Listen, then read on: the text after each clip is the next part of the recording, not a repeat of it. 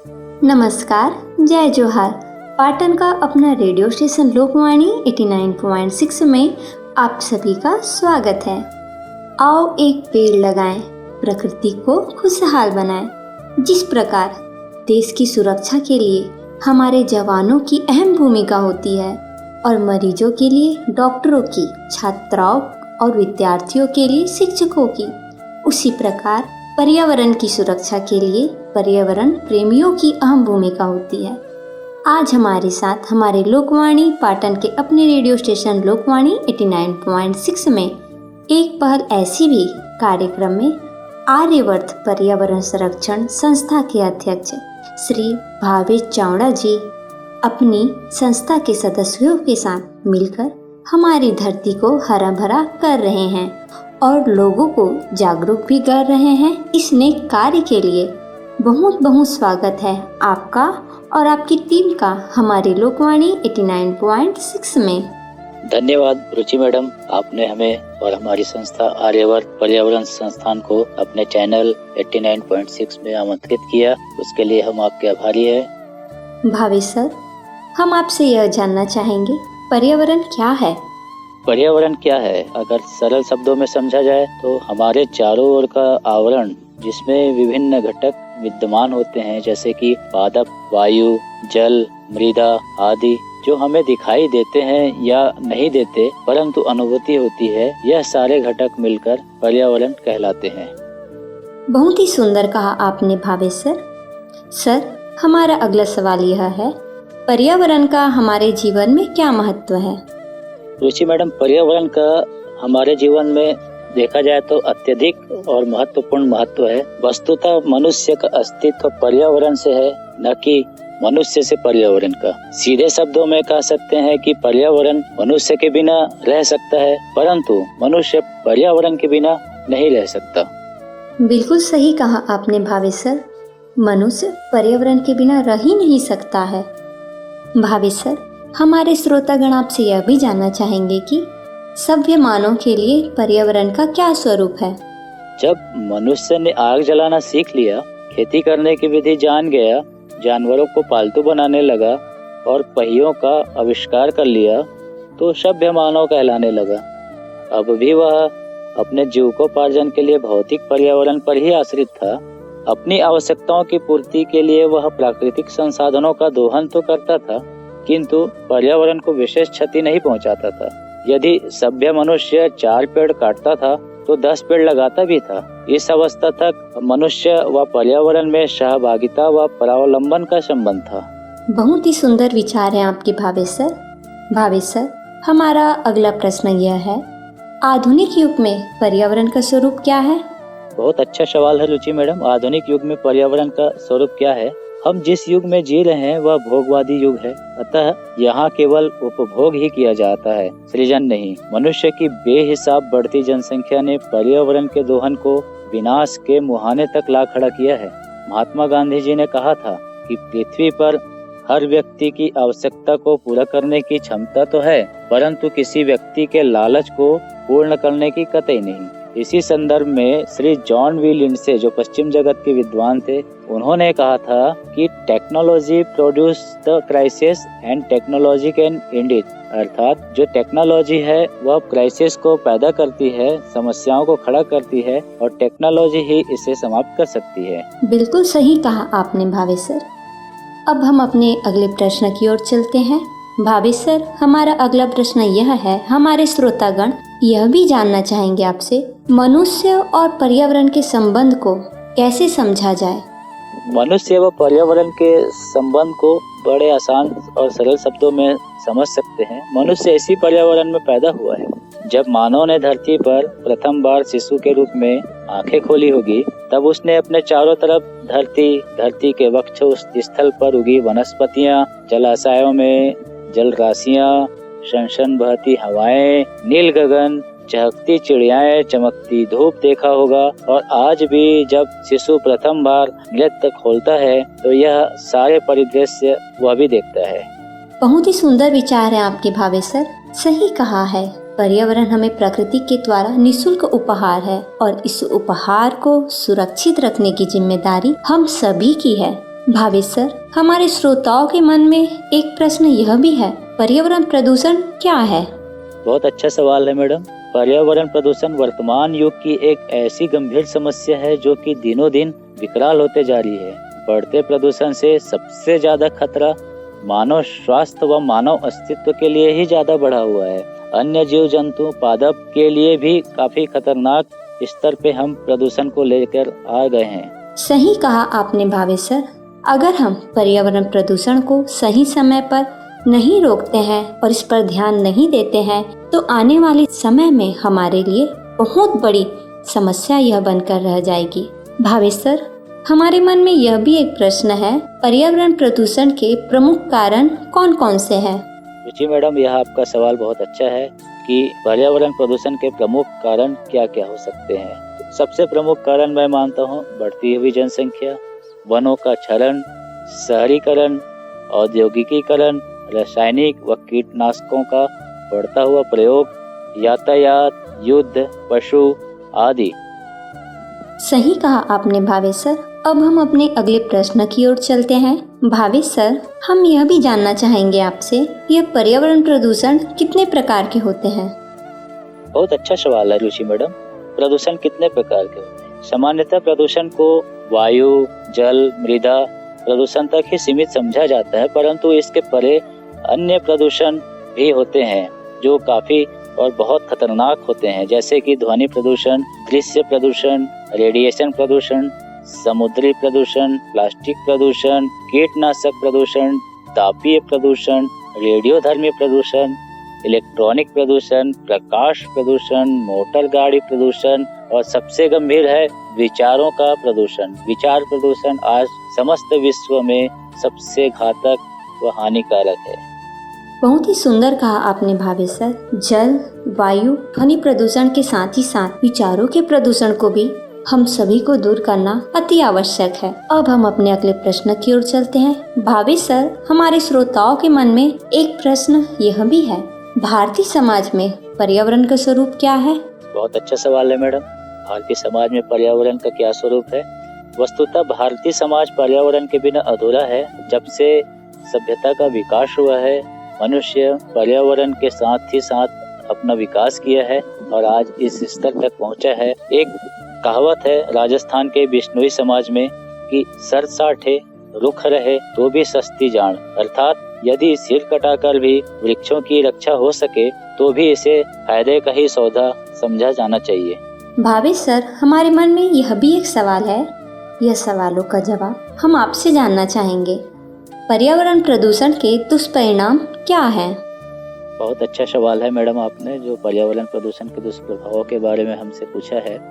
तो पर्यावरण के बहुत सारे दुष्प्रभाव हैं। सबसे पहले तो मैं विचार प्रदूषण के बारे में बात करना चाहूँगा। आज की समस्याओं में, आज के युग में अत्यंत खतरनाक एवं जटिल प्रदूषण अगर कोई है तो विचार प्रदूषण है। देखा जाए तो समस्त समस्याओं का मूल यहीं पर दिखाई पड़ता है, जैसे भोगवादी प्रवृत्तियाँ, ईर्ष्या, द्वेष, छल, कपट, कामुकता, हिंसा, वैमनस्य, अतिक्रमणवादी प्रवृत्तियाँ इत्यादि ने समाज को अत्यंत प्रदूषित कर दिया है, जिसके कारण पर्यावरण भी बहुत विनाश की स्थिति में पहुंच चुका है।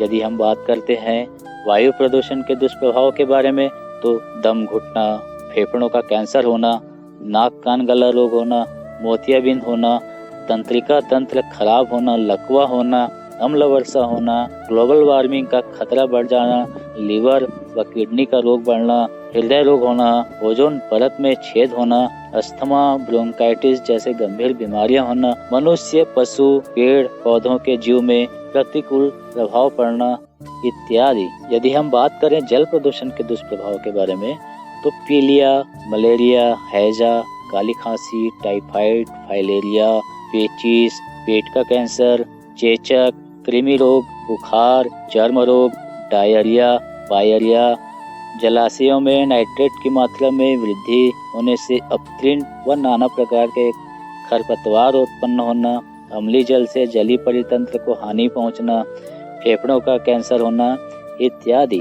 यदि हम आगे बात करें मृदा प्रदूषण के बारे में, तो मृदा प्रदूषण के कारण मृदा अपरदन के कारण बीहड़ का निर्माण होता जा रहा है, मृदा की उर्वरकता का ह्रास हो रहा है, भूमिगत जल प्रदूषित होते जा रहा है, बाढ़ आना, टंकी, झीलों व पोखरों का निक्षेपण हो जाना, लवणता में वृद्धि, नाइट्रोजन स्थिरीकरण की कमी, अप्रिय गंध, नालियों का बंद हो जाना, खाद्यान्न संकट पैदा होना, प्रदूषित गैसों में वृद्धि होना इत्यादि। यदि हम बात करें ध्वनि प्रदूषण के, तो आज के युग में सबसे ज्यादा अगर किसी ने परेशान कर रखा है लोगों को तो ध्वनि प्रदूषण है। इसके जो दुष्प्रभाव हैं वह है स्वास्थ्य व व्यवहार में दुष्प्रभाव, कष्टप्रद लगना, गुस्सा आना, चिड़चिड़ापन लगना, तनावग्रस्त होना, कानों में दर्द, कानों में घंटी की आवाज आना, पागलपन, नींद न आना, बेचैनी, थकान, बीपी का बढ़ना, हृदयाघात होना, सुनने की क्षमता का ह्रास होना, दिल की बीमारी, गर्भपात की आशंका,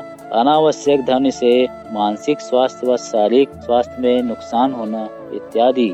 ऐसी ही एक गंभीर समस्या है विजुअल पॉल्यूशन, जिसे हम दृश्य प्रदूषण कहते हैं।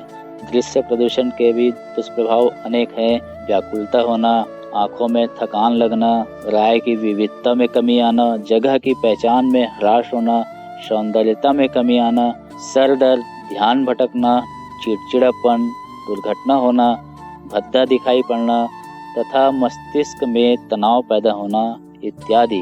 रुचि मैडम, एक ऐसे ही गंभीर समस्या है प्रकाश प्रदूषण के दुष्प्रभाव की, जिसके कारण हमें आंखों में दर्द, सर दर्द, थकान, दुखी होना, रक्तचाप में परिवर्तन, ब्रेस्ट कैंसर का खतरा, नींद की बीमारी की समस्या होना, आकाशीय प्रकाश में कमी आना, खगोलीय गणना में प्रभाव पड़ना, हार्मोन्स का उत्पादन प्रभावित होना, जीव जंतुओं व पक्षियों के प्रवास व सहवास में तकलीफ आना इत्यादि। एक गंभीर समस्या है थर्मल प्रदूषण, तापीय प्रदूषण। तापीय प्रदूषण के अनेक दुष्प्रभाव हैं। जल में ऑक्सीजन की घुलनशीलता में कमी आना, नदी के प्राकृतिक संतुलन में बदलाव, जलीय जीव जंतुओं की मृत्यु, पशु वर्ग की विविधता में बदलाव, जल का गर्म होना एवं गुणों में बदलाव, जलीय जीव, मछली, शैवाल, प्रोटोजोआ आदि का मर जाना, कोरल द्वीप का नष्ट होना, मृदा का बंजर होना, वातावरण का गर्म होना, ग्लोबल वार्मिंग बढ़ना, कैंसर त्वचा इत्यादि रोग होना, ओजोन परत में छिद्र होना इत्यादि। एक ऐसी ही गंभीर समस्या है इलेक्ट्रॉनिक प्रदूषण। इसके भी अनेक दुष्प्रभाव हैं। रक्त संक्रमण की बीमारी होना, किडनी इन्फेक्शन, तंत्रिका तंत्र में खराबी, जीव जंतुओं का स्वास्थ्य बिगड़ना, भूमिगत जल में प्रदूषण होना, दिल, लीवर, स्प्लीन का खराब होना, लेड व जस्ता से जीवों के स्वास्थ्य व पर खतरनाक असर पड़ना, त्वचा संक्रमण, मृदा का एसिडिक होना, फेफड़ों का संक्रमण, अस्थमा, ब्रोंकाइटिस इत्यादि। बढ़ती जनसंख्या के खाद्यान्न पूर्ति ऐसी ही एक गंभीर समस्या है। रासायनिक प्रदूषण। रासायनिक प्रदूषण के भी अनेक दुष्प्रभाव हैं। स्नायु तंत्र, तंत्रिका आवेश के संचरण को प्रभावित करता है।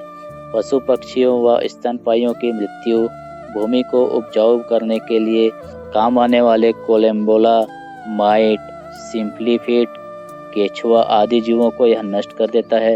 भूमि में नाइट्रोजन की कमी ला देता है। मधुमक्खियां व ततैया को नष्ट करता है। लंबे समय तक वायुमंडल में बने रहता है। लाभदायी जीवों का नष्ट कर होना। लगातार प्रयोग से कीटों में प्रतिरोधक क्षमता बढ़ती है और वे जल्दी नष्ट नहीं होते इत्यादि। एक बहुत ही खतरनाक और गंभीर समस्या है रेडियोधर्मी प्रदूषण के दुष्प्रभाव। इसके अनेक दुष्प्रभाव हैं। कफ में रक्त आना, अल्सर, फेफड़ों का कैंसर, हड्डी का कैंसर होना, आंखों में क्षति होना, हड्डियों के जोड़ों में सूजन होना, ग्लोबल वार्मिंग बढ़ना, डीएनए की क्षति, विभिन्न कैंसर होना, मृदा का अनिपजाऊ होना, कोशिका विनाश होना, जलना, त्वचा कैंसर, ओजोन परत की क्षति, जीवों की मृत्यु, मनुष्य व अन्य जीव जगत में आनुवांशिकता का क्षतिग्रस्त होना। यह एक गंभीर समस्या रेडियो एक्टिव प्रदूषण के कारण होता है।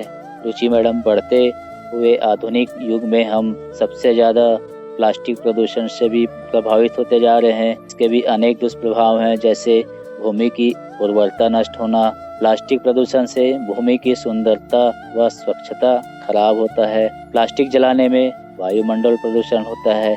स्टायरीन, ट्रिमरा, भूमिगत जल का ह्रास होना, प्लास्टिक अपशिष्ट से जहरीली गैसों का उत्पादन होना जो कैंसर को बढ़ावा देता है।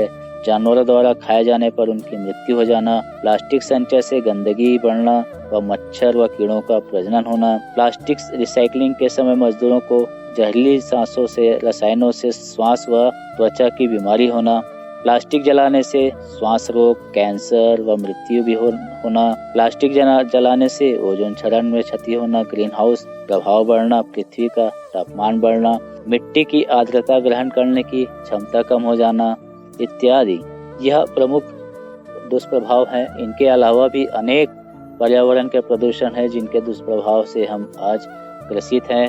इसलिए हमें इन सब प्रदूषणों को दूर कर मनुष्य को और समस्त जीव जंतुओं को एक सुरक्षित व साफ सुथरा वातावरण प्रदान करना चाहिए। बहुत ही सुंदर कहा आपने भावेश सर। अगर हम पेड़ नहीं लगाएंगे तो ऑक्सीजन कहाँ से ले पाएंगे? अगर हम जल नहीं बचा पाएंगे तो पानी की व्यवस्था कैसे कर पाएंगे? अगर हम समय रहते यह सब प्रदूषणों पर ध्यान न दें तो आने वाले समय में हमें और हमारी पीढ़ियों को कितनी बड़ी समस्या का समाधान करना ही पड़ेगा। इसीलिए पर्यावरण प्रदूषण को सुरक्षित रखना हम सबकी जिम्मेदारी है। बहुत ही सुंदर विचार हैं आपके भावेश सर। हमारे मन में यह भी एक सवाल है, भारतीय दर्शन में पर्यावरण का क्या महत्व है? महत्वपूर्ण सवाल है मैडम। भारतीय दर्शन में पर्यावरण का क्या महत्व है? भारतीय दर्शन के मूल में ही पर्यावरण का संरक्षण निहित है। भारत में प्राचीन काल से ही सूर्य, पृथ्वी, जल, वायु, अग्नि, वनस्पतियों, सरिताओं, सरोवरों आदि को पूजनीय मानने की परंपरा रही है, जिसके मूल में पर्यावरण संरक्षण का ही भाव निहित है। सूर्योपासना, ग्रहों की अभ्यर्थना, अग्नि पूजा एवं वृक्ष पूजा आदि की परंपरा विकसित कर हमने सदैव पर्यावरण संरक्षण को आगे बढ़ाने का काम किया है। इतने सुंदर विचार हैं आपके और आपके कार्यों के। बहुत ही सुंदर कार्य है भावेश सर आपकी संस्था की। भावेश सर, अब हमारा अगला प्रश्न यह है, हम यह भी आपसे जानना चाहेंगे, वेदों में पर्यावरण संरक्षण का क्या संदेश है? तो पूर्ण सवाल आपने किया है रुचि मैडम। वेदों में पर्यावरण संरक्षण का क्या संदेश है? वस्तुतः इस पर किसी का ध्यान नहीं जाता है। आपने यह सवाल कर काफी अच्छा संदेश दिया है लोगों को। वस्तुतः भारतीय धर्म एवं संस्कृति की मूलभूत आत्मा वेद है। वेद से संपूर्ण वाङ्मय का बोध होता है और उसमें वेद, पुराण, शास्त्र, संहिता, उपनिषद आदि समाहित हो जाते हैं। भारतीय दर्शन एवं संस्कृति के पुरोधाओं ने सर्वप्रथम पर्यावरण के विषय में ही सोचा और पर्यावरण सुरक्षा को धार्मिक भावना से जोड़कर उसे सांस्कृतिक परंपरा का अभिन्न अंग बना दिया। मानव व पर्यावरण का परस्पर घनिष्ठ संबंध है। जीवन की सभी मूलभूत आवश्यकताओं की पूर्ति मनुष्य को प्रकृति से ही प्राप्त होती है। यज्ञ से वातावरण की शुद्धि होती है। अथर्ववेद में कहा गया है, यज्ञम वै विश्वोधारम सुविवांसो विते नीले, अर्थात यज्ञ से पर्यावरण की शुद्धि होती है। अथर्ववेद में कहा गया है, माता भूमि पुत्रो अहम पृथिव्या, अर्थात पृथ्वी हमारी माता है और हम उसके पुत्र हैं। हमारे शास्त्रों में यह भी कहा गया है, प्रकृति रक्षित रक्षिता, अर्थात प्रकृति अपनी रक्षा करने वालों की सदैव रक्षा करती है। सही कहा आपने भावेश सर। वेदों में भी पर्यावरण को संरक्षित और सुंदर रखने का संदेश हमें दिया गया है। हम अपने अगले प्रश्न की ओर अब चलते हैं। भावेश सर, हम यह भी जानना चाहेंगे, इतने नेक कार्य करने का विचार आपके मन में आया कैसे? पर्यावरण संरक्षण की जो प्रेरणा मुझे मिली वो बचपन से ही है। मैं मूलतः ग्राम में पैदा हुआ था। पाटन ब्लॉक के ग्राम गराडी में मेरा जन्म हुआ है। उसी क्षेत्र में मेरा शिक्षा दीक्षा सब कुछ हुआ है। बचपन से ही मैं गायत्री परिवार से जुड़ा हूँ। आध्यात्मिक रुचि रही है। इसी कारण से मेरा झुकाव पर्यावरण के प्रति बचपन से ही रहा है। गांव में रहकर शुद्ध हवा का आनंद लेना, शुद्ध जल पीना, शुद्ध भोजन करना, यह सब हमें गांव में मिलता था। परंतु जब से हम शहर में आए हैं, हमें कुछ शुद्ध नहीं मिलती है। प्रदूषित वायु, प्रदूषित जल, प्रदूषित भोजन, अनाज, सब्जियां, सब कुछ प्रदूषित मिलती है, जो कहीं न कहीं हमें इस बात के लिए प्रेरित करती है कि हम आज से ही पर्यावरण को बचाने का काम करें। रुचि मैडम, आपके माध्यम से व आपके लोकवाणी कार्यक्रम के माध्यम से मैं समस्त समाज व समस्त युवाओं को यह संदेश देना चाहूँगा कि वो जहाँ भी हैं, जिस स्थिति में भी है, शहर में, ग्राम में, देश में, विदेश में, जिस स्थिति में भी है, वो पर्यावरण को बचाने का भरसक प्रयास करे। जितना हो सके उतना पर्यावरण के लिए जरूर काम करें। वृक्ष लगाना ही पर्यावरण का समस्या का समाधान नहीं है। हमें पर्यावरण प्रदूषण को कम करने की दिशा में भी कार्य करना है, चाहे वो प्लास्टिक के उपयोग के बाद कमी में हो, चाहे बढ़ती जनसंख्या को कम करना हो, चाहे वो तेज आवाज वाले जितने डिवाइसेस हैं उनको हम ना उपयोग करें, चाहे वो अब निर्माण हो, अच्छे तरीके का निर्माण करें जिससे दृश्य पर पॉल्यूशन या दृश्य प्रदूषण की समस्याओं से हमें ग्रसित ना होना पड़े। हम अच्छे शिक्षा संस्थानों में पढ़ें, अच्छे संस्कारों से हम सुसज्जित रहें ताकि भविष्य में हमारा जीवन अत्यंत सुरक्षित हो। बहुत ही सुंदर विचार है आपके भावेश सर। अगर मनुष्य को शुद्ध भोजन, शुद्ध पानी चाहिए तो पर्यावरण को भी शुद्ध रखना अत्यंत आवश्यक है। और हम पर्यावरण को शुद्ध तभी रख सकते हैं जब हम जल को प्रदूषित होने से बचा सकते हैं और वायु को, ध्वनि को, यह सभी कार्यों से। तो चलिए हम अपने अगले प्रश्न की ओर चलते हैं। भावेश सर, हम यह जानना चाहेंगे आपकी टीम में कितने सदस्य हैं और आपकी टीम के सदस्यों ने अभी तक कितने पेड़ लगा चुके हैं? जहाँ तक आपने सवाल किया है मैडम कि हमने कहाँ और कितने वृक्षारोपण किए हैं, तो मैं आपको ये जानकारी दे दूं कि वस्तुतः हमारी संस्था का मूल उद्देश्य शैक्षणिक संस्थानों आदि में छात्र छात्राओं को पर्यावरण के प्रति जागरूक करना तथा उन्हें पर्यावरण संरक्षण के लिए प्रेरित करना है। साथ ही साथ हम वृक्षारोपण भी करते हैं। अब तक हमने लगभग 425 पेड़ लगाए हैं, जिसमें मूलतः फलदार एवं आयुर्वेद से जुड़े हुए पेड़ पौधे रहते हैं, जिसमें ग्राम माटरा धमना ब्लॉक में के स्कूल में हमने लगाया है। ग्राम कुटेला भाटा जहां IIT बन रहा है, हमने वहां के प्राथमिक शाला में लगाया है। ग्राम बुरई के नवोदय विद्यालय में हमने वृक्षारोपण किया है। यह निरंतर चलने वाला कार्य है। साथ ही साथ हमारा जो मूल उद्देश्य है लोगों को पर्यावरण के प्रति जागरूक करना, वह हम निरंतर करते रहेंगे। भावेश सर, हम यह भी आपसे जानना चाहेंगे आपकी संस्था का मूल उद्देश्य क्या है? रुचि मैडम, वस्तुतः हमारी संस्था का मूल उद्देश्य लोगों को व शैक्षणिक संस्थाओं के छात्रों को जागरूक करना है पर्यावरण प्रदूषण के प्रति तथा पर्यावरण संरक्षण के लिए प्रेरित करना है। हमने अभी लोगों को जागरूक करने के अलावा हम वृक्षारोपण व साफ सफाई में भी ध्यान रखते हैं। हमने अब तक कुल 425 फलदार, औषधि आदि वृक्ष लगा लिए हैं। ग्राम माटरा, ग्राम कुटेला भाटा, ग्राम बोरई इत्यादि में हमने वृक्षारोपण किया है वह निरंतर जारी रहेगा। हमारा जो मूल उद्देश्य शैक्षणिक संस्थानों में जाकर बच्चों को जागरूक करने का है, वह पिछले 2 वर्षों से कोविड एवं अन्य कारणों से नहीं हो पाया है, जो कोविड के सामान्य होने पर पुनः चालू हो जाएगा। हम पुनः बच्चों के बीच जाकर उन्हें जागरूक करेंगे पर्यावरण के प्रति एवं प्रेरित करेंगे कि वो पर्यावरण के संरक्षण पे अपने जीवन को जरूर सार्थक बनाएं। पर्यावरण संरक्षण के लिए अपने जीवन को लगाकर अपने जीवन को सार्थक जरूर बनाएं। अब हम अपने अंतिम प्रश्न की ओर चलते हैं। भावेश सर, आप हमारे लोकवाणी 89.6 पाटन के अपने रेडियो स्टेशन के माध्यम से हमारे श्रोताओं को और हमारे युवाओं को क्या संदेश देना चाहेंगे? पर्यावरण संरक्षण के लिए समाज को संदेश मेरा यही रहेगा कि जो वे भी व्यक्ति जिस भी जगह पर है, जिस भी परिस्थिति, जिस भी स्थिति में है, वह पर्यावरण को सहने व संवारने का काम आज अभी इसी वक्त से चालू कर दे, क्योंकि हम विनाश के मुहाने तक पहुंच चुके हैं। मेरा आपके व आपके चैनल लोकवाणी 89.6 के माध्यम से लोगों को यही विनती रहेगी कि आप शुरुआत अपने आप से ही करें। मेरा आपके चैनल के माध्यम से शासन व प्रशासन को भी यह निवेदन रहेगा कि वह पर्यावरण के विषय को कक्षा पहली से ही अनिवार्य रूप से पढ़ाया व सिखाया जाए। पर्यावरण प्रदूषण को कम करने के लिए प्रत्येक व्यक्ति को अपना योगदान अवश्य प्रदान करना चाहिए।